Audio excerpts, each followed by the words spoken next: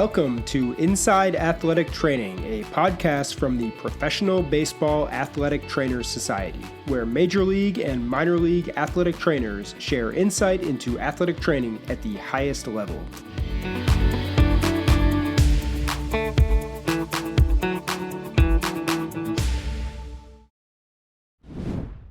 This week on Inside Athletic Training, we welcome in Kyle Togerson, who enters his fourth season as head athletic trainer for the Seattle Mariners. Enjoy the show. Kyle, welcome to Inside Athletic Training. We are really happy to have you on for our 15th episode. We usually start each episode by asking our guests to share some information with our listeners about the Professional Baseball Athletic Trainer Society, also known as PBATS, and also what the society means to you. Yeah, thanks for having me. And PBATS was something I didn't know much about when I was younger. When I got into the profession, it was something that I didn't realize how impactful it was going to be on my career later on. So my first couple of times going to PBATS winter meetings and trying to meet new people, it was maybe a little overwhelming because there were a lot of people in that room that have been there for a really long time. And then once you get to know everybody in the room, everybody's just there to help. And I think that's the biggest thing that PBATS really has impacted my career, is that everybody in that room is there to help your career, what's going on, and just everything in life too, from a personal side of things too. So, maybe not so much from a career perspective, but even from a personal perspective, it's so cool to have so many people in the PBATS society want to just help others. And that's what it means to me. And it's really cool to be a part of it. And hopefully someday I start to give back a little bit more, but that's kind of what it really does mean to me. Yeah, it really is a brotherhood. And there's so many men and women out there who have mentored and, shared information with younger athletic trainers, like you said, before. So it's really awesome to see everybody come together at those winter meetings each year. But Kyle, you're currently in your fourth year with the Seattle Mariners as head athletic trainer. We'll get into your career path a bit later, but first I'd like to share with our listeners more about your background and also what paths led you to where you are today. So if you don't mind sharing a bit about where you're from, were you an athlete growing up, and also when you found your passion for athletic training and sports medicine? Yeah, I don't think I took a traditional career path. I didn't know anything about athletic training when I was even entering college. I was the kid. I did play sports growing up. I grew up in Edmonds, Washington, which is about 25 minutes north of Seattle, and went to Edmonds Woodway High School, where I played basketball and baseball.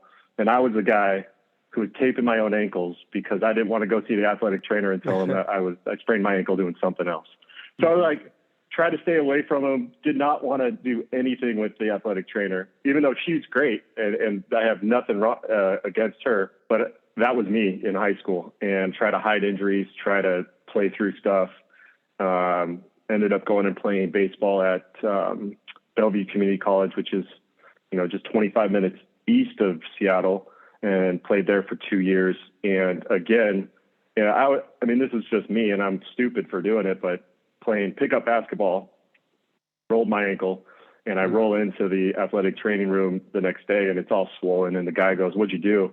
And I say, I tripped off a curb or something stupid like that. And now on the flip side, knowing that if a player came in and told me that, I'd be like, come on, I'm not stupid. Mm-hmm. So I grew up playing sports and didn't know much about athletic training.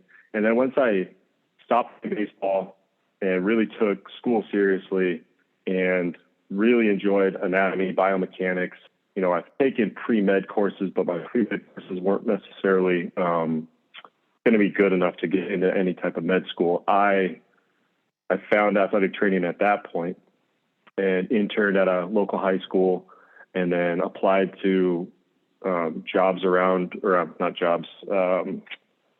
schools around the country. And I was between Weber State, Montana State, and I picked Weber State in Ogden, Utah. And from there, it was, I knew I wanted to work in baseball, playing a little bit of college baseball. It's always been a passion of mine. And I knew baseball was where I wanted to go. And working football a few times in grad school, it was obvious to me that baseball was my passion. Yeah, and Kyle, you've made a number of stops over the course of your career in baseball, notably time as the Diamondbacks minor league medical coordinator, but also as the assistant athletic trainer in 2019 in Arizona as well. With your experience so far, can you share with our listeners a bit about what it's like getting into the world of Major League Baseball athletic training and just the path necessary for you to get to the big leagues and also breaking into the game? Yeah, that's a great question. And I think a lot of us just get into the game wanting to get to the major leagues and not necessarily knowing that sometimes it's a stepping stone and you're going to go low A or maybe even an internship, rookie ball, and just climb. And that's absolutely like the experience. And that's what I tell all the young athletic trainers, newly hired athletic trainers are, regardless of where you're at, enjoy your experience, get as much experience as possible, do everything that you can for your players and your staff. And as you move on, you're going to be able to climb that ladder into the major league position. And you never know what timeline you're on. Everybody's different. I really think getting in is your step one. And I even encourage students, I know that sometimes you can't with rules and doing stuff for free these days. But if you can volunteer and just get your foot in the door, and even as a clubhouse guy, get your foot in the door and then do everything you can just to be a part of a professional team and be passionate about your job and be a good person. I mean, it really does boil down to that, which sounds crazy, but once you get your foot in the door, it's, you'll climb if you are a good person and work hard. Yeah, no, I totally agree. And we've heard a lot of that advice from, a former colleague of yours, Ryan DePanflo, who's the head athletic trainer with the Diamondbacks. He really preached persistence over and over again. And it sounds like you come from the same school of thought. This being your fourth year as the head athletic trainer with the Mariners, such a huge role in the organization. Can you touch a bit about this role and how it differs in your experience from being an assistant athletic trainer in the big leagues? Yeah, definitely. I think assistant athletic trainer in the big leagues, you are there to support in any way possible. So and the details in that could be making sure that the inventory is locked in, that you've got everything ordered, that the budget's lined up right. You're right, not just work with players, but you're also supporting the staff in any way possible. So if it's packing the trunks for the road trip, you got that locked down. As a head athletic trainer, you've got a lot of different roles with communication from, the pitching staff, a little bit more of a global perspective of what the team is doing. And you're connecting with your director, the GM sometimes, the assistant GM, your manager. Service is great to work with, and you just communicate way more. So the difference in roles, and it was great to be under Ryan DePanflo and Ken Crenshaw with seeing how they worked and seeing how they communicate. It was just gaining a really good appreciation for you as the assistant athletic trainer, supporting them, and then going into a role where you are the one communicating a lot of stuff. You just can't get caught not having the right information for your manager to make a decision on field. So, yeah. Sure. And going a little deeper into your past, a lot of people who are in your position today as head athletic trainers with big league clubs have experienced time as a minor league medical coordinator on their road to that position. Was this a role that you learned a lot from and that you valued a lot throughout the course of your career? Absolutely. I think it's a really strong position for you to develop a lot of different skills. And it's almost taken a step. So if we look at the ladder to the big leagues and you take medical coordinator and then you go to an assistant, sometimes your role as the medical coordinator can be more impactful for the organization than you as the assistant athletic trainer. You're more worried about the 26-man roster as the assistant athletic trainer, where as the medical coordinator, you've got this global perspective of AAA down to the DR, and you're communicating with 8-9 different athletic trainers daily and getting that information to your farm director.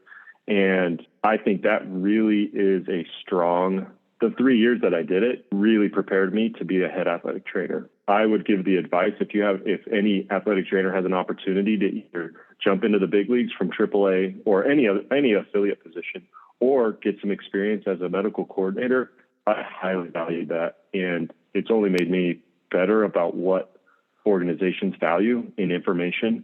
And you get exposed to the draft, you get exposed to free agent medical signs, medical reviews. You get all this different exposure that sometimes you don't see as an affiliate athletic trainer. So it's something that I highly value for sure. And you spoke about, just learning and taking in experiences. One of the big pieces of that is who you're working for and who you're working with. We mentioned a couple of people who you worked with in Arizona who were important to you. But when you were coming up, breaking into the game, who were some of the huge role models that you looked up to in the field of athletic training? Yeah, I mean, breaking myself into the game, it was a really tough. I knew I wanted to work in baseball, but I didn't know exactly who to connect with. It was submitting my resume and letter to PBATS to be an intern. Breaking into the game, Brian Ranker, who was in AAA for LA for a really long time, gave me an opportunity, and I was an intern under him. I looked up to him just from an overall work ethic, what the grind looked like. I wasn't traveling with the AAA team, but I was at most home games all season that year. And I just looked up to them, to him in particular. And then as I grew, guys specifically who really impacted was Andrew Hauser, in the game anymore, but he was my medical coordinator when I jumped over to the Arizona Diamondbacks, and really just taught me about what else there is to learn and to be a lifelong learner. And something that I will always be grateful for, and he's still a really good friend, is just his grind on the game of continuing to get better, and just a really smart guy. And now roles have kind of reversed, Kyle. You mentioned earlier, when you have the chance, you look to give advice to students and young professionals. Now that you're in your position, what advice would you give to those college students looking to get into athletic training and professional baseball, whether that's a skill they could pursue or a personality trait to improve on? What would you say to them? Yeah, I've thought a lot about this, and I think there are three big pillars for me that impact an athletic trainer at any level. And it would be to be really passionate and dig. So beyond just what you're learning in school, and obviously you have to pass the BOC, but beyond that, there are so many different types of skill sets with soft tissue, biomechanics, and anatomy. Those three things are, for baseball in particular, are so big that is what you could build your foundation of skill sets on. And then communication, being a leader by example, and being somebody that people look up to, those will go hand in hand. And I think at some point they will all marry. But if you can just focus on the biomechanics, soft tissue, anatomy, you're going to get a really good foundation of where you're going to go in your career, and just completely, you'll see your career just explode, I think.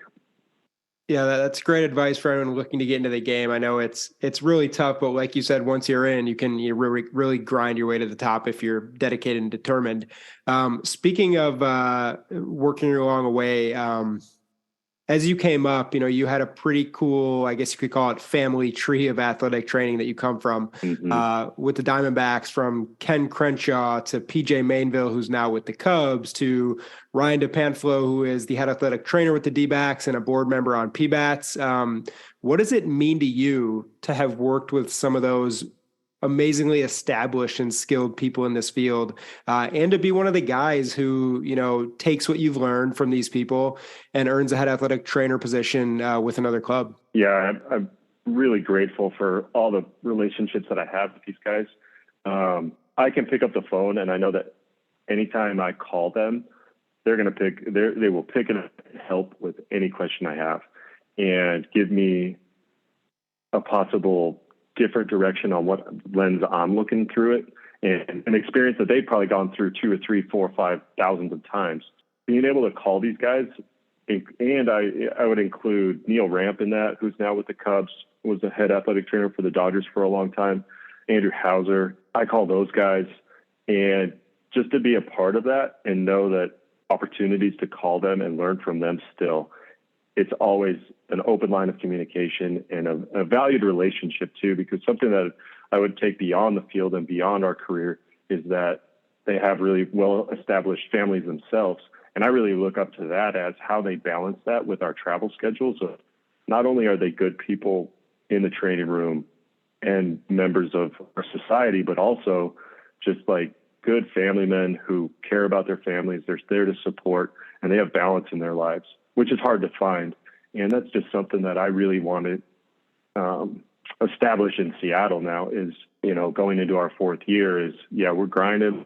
We'll do everything to be on the field, create that balance that sometimes is really hard to find. But I mean, those guys are somebody, all of them are mentors that I look up to. And speaking of having those mentors and rising quickly, you're one of the youngest head athletic trainers pretty much in the history of Major League Baseball. What do you credit for that rise so quickly? I know you're a humble guy and it's hard work and it's dedication, but is there anything else that you think set you apart from your peers at such a young age? Yeah, I try not to really grind or even brag about it. And, I don't know if 4 years ago it really hit me of like being a young athletic trainer in the game at this level, but I really feel like something that may set apart is the ability to, I've always been told I'm a good listener and reactive.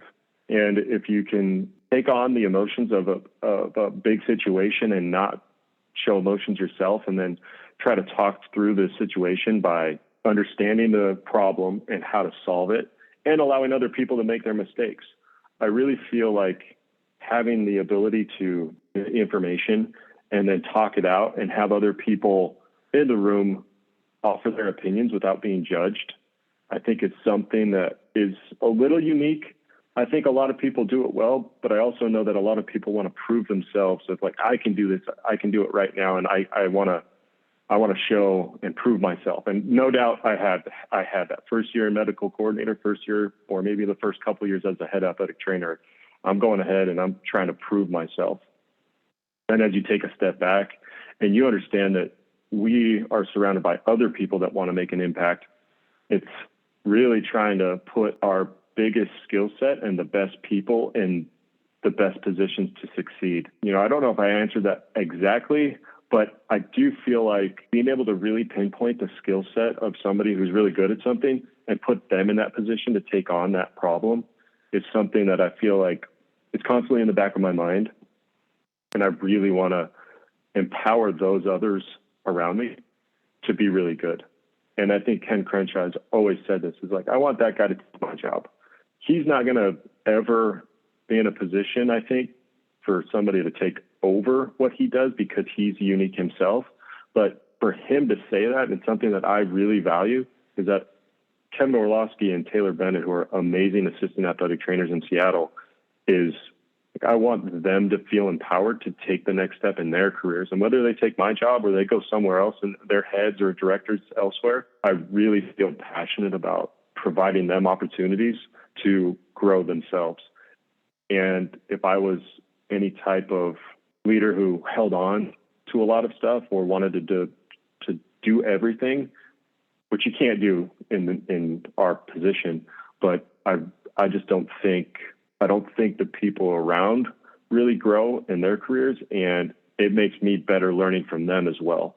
So having that balance of knowing that who's the leader in the training room and whose skill set provides the best opportunity, whether it's for a player or communicating or talking to a team doc, it's all kinds of different skill sets that I feel like I have a really good way of evaluating and then putting people in those positions.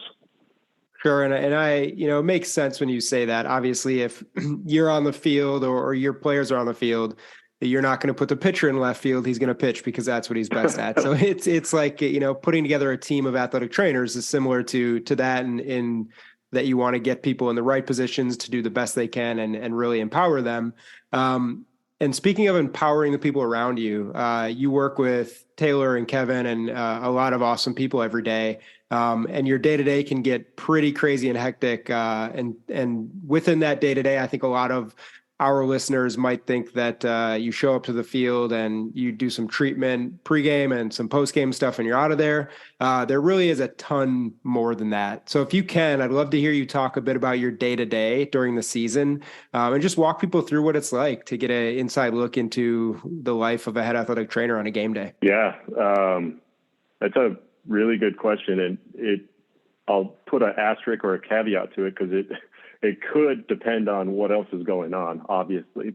Day to day on a normal routine is definitely in the mornings of if anything's going on, try to check in with the player. You know, if somebody's got a bad hammy or his low back was tight, or for an example, we just flew from Toronto to Oakland last night, and, you know, a couple guys might be barking a little bit from a 5-hour flight. So really try to face the guys in the morning. How are you doing? Any red flags? Prepare for any questions that are going to be asked the first 10 minutes when you walk into the stadium by Scott. And even in this day and age, I talked to this player texted me about not feeling very well. So I blast that out to Skip right away, just to make sure that he's in the loop. And if he needs to make a roster adjustment from there, I mean, that's the morning, and really try to take care of myself with working out, reading, doing things like that in the morning. But once you get to the stadium, we try to meet as a HP staff, which includes our sports science, our strength coaches, a pitching coach, our bench coach, and our senior director, Rob Scheidegger. And this is when we're at home, we try to meet every day, give a rundown of the roster. How's everybody looking from pitching to on field to sports science? Really try to get an idea of how the players are doing, and then goes into, you know, the first round of the day from probably around 1 o'clock to 3 o'clock.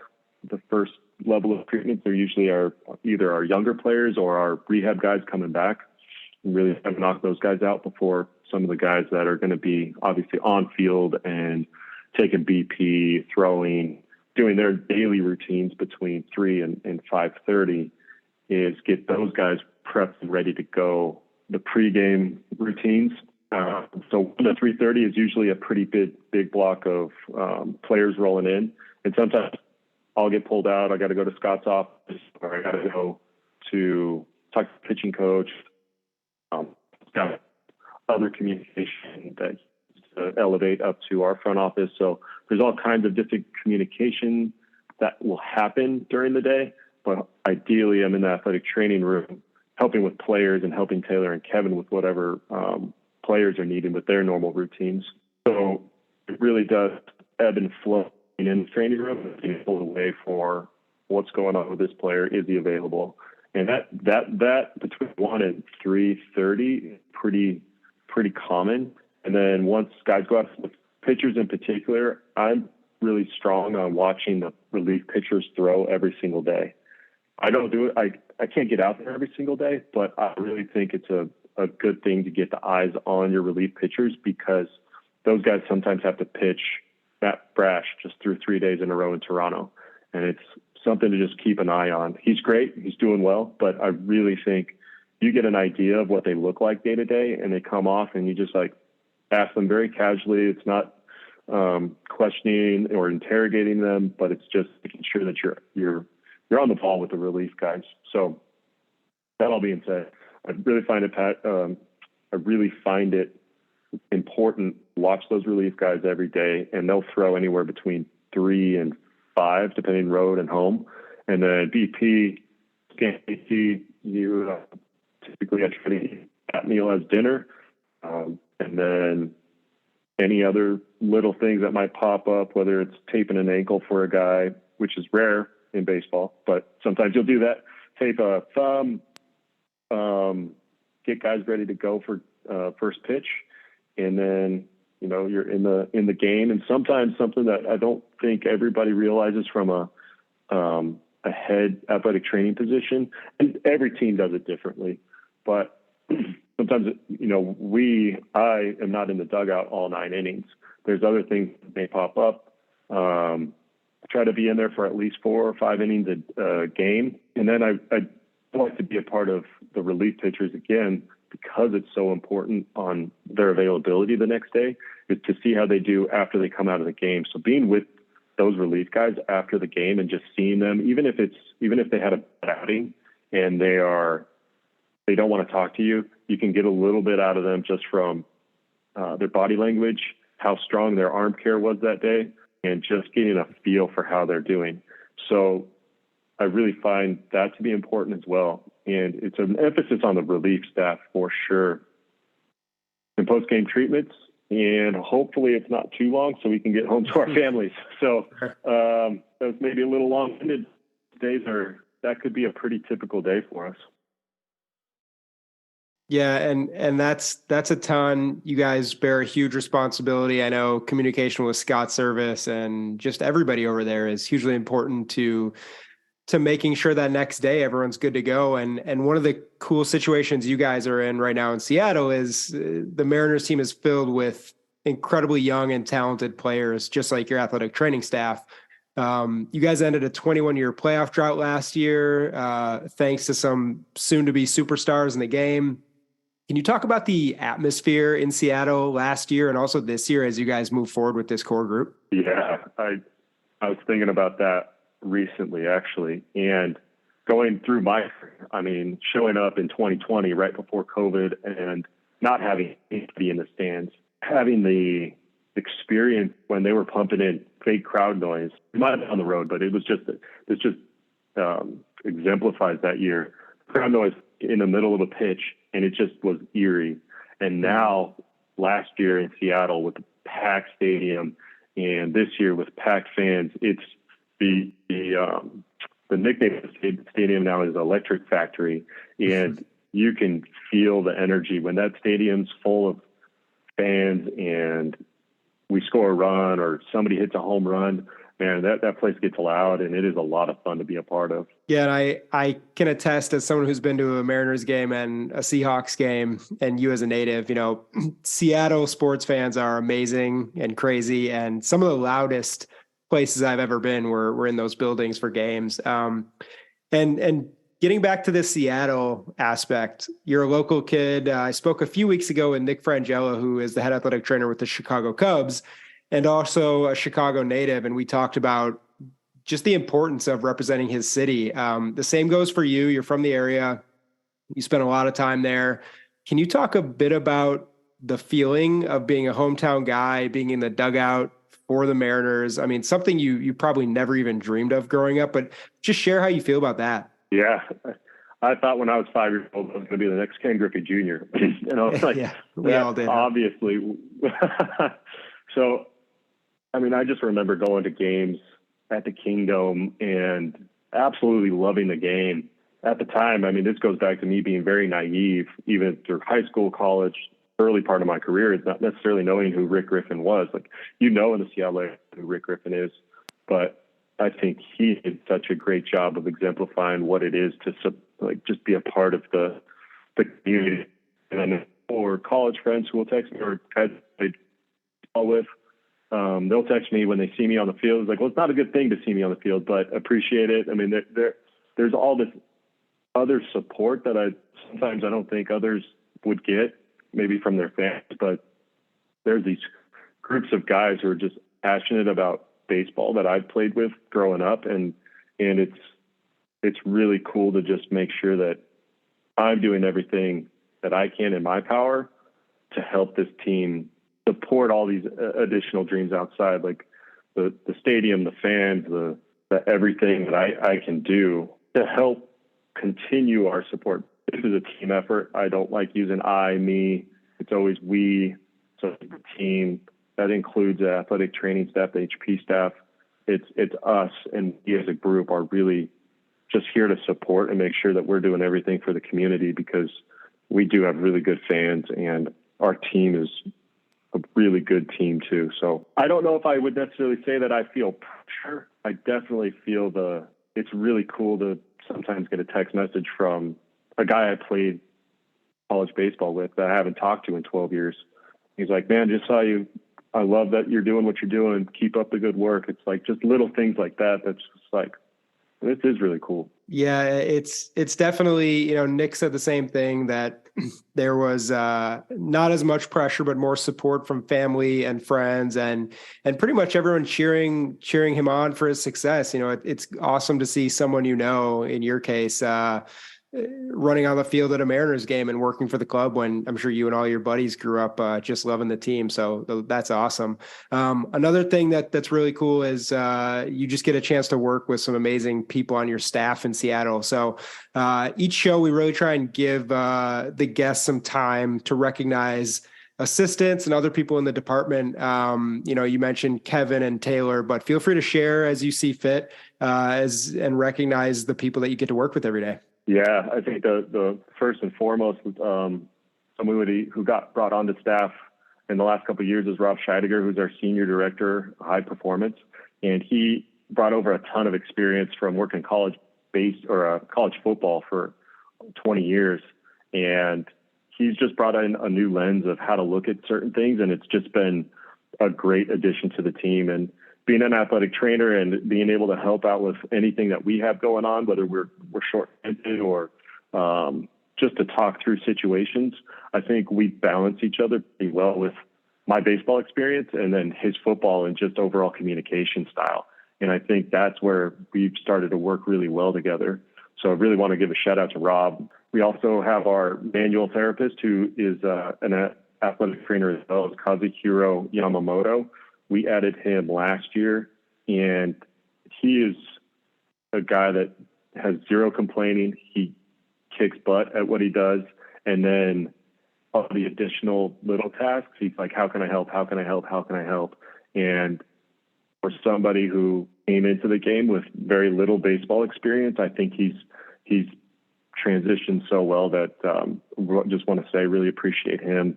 And again, I definitely want to make sure that I say that Kevin and Taylor are just two guys that we couldn't do what we do without them. They grind every single day.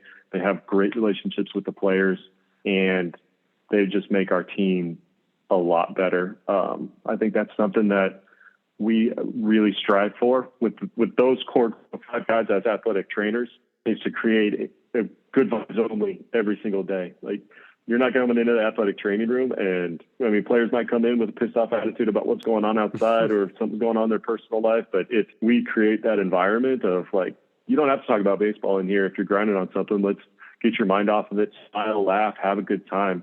We go to work when we go to work, but it's also about giving the feel of good vibes. So, I think all of us do a really good job there. And we've added Matt Rutledge as our head strength coach. He's been a great addition. I've loved working for him. It's only been working with him the last month in season and spring training. Derek Cantini is the assistant strength coach, who is also an athletic trainer. So we've got like hands-on, like everybody's just been such a great team to be a part of and work with. The last one I would say is Kate Weiss, who's our sports science director. She's brought in a lot of different value to our team and workload. So, man, I could go on and on.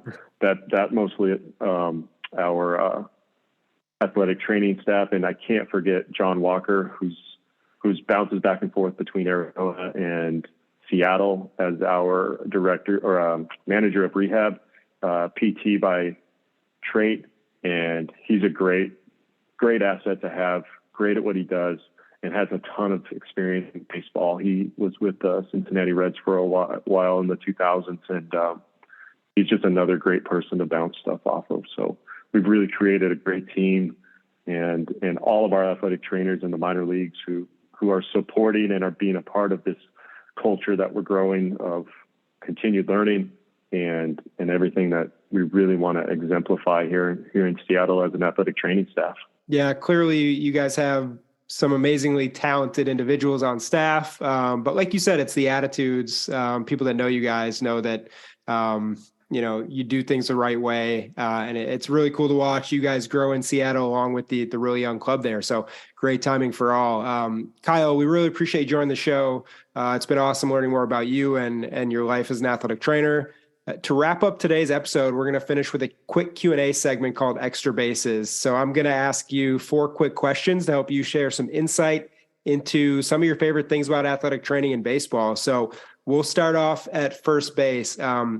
So outside of your home training room in Seattle, what is your favorite athletic training room to work in the big leagues? I was going to try to make it short, and I think some people will laugh at this. Part of me wanted to say Arizona because I love going back to the Chase Sure. Field. But Tampa Bay, the Tampa Bay visiting training room, big office, lots of space, hydro room connected, and bathroom and showers connected.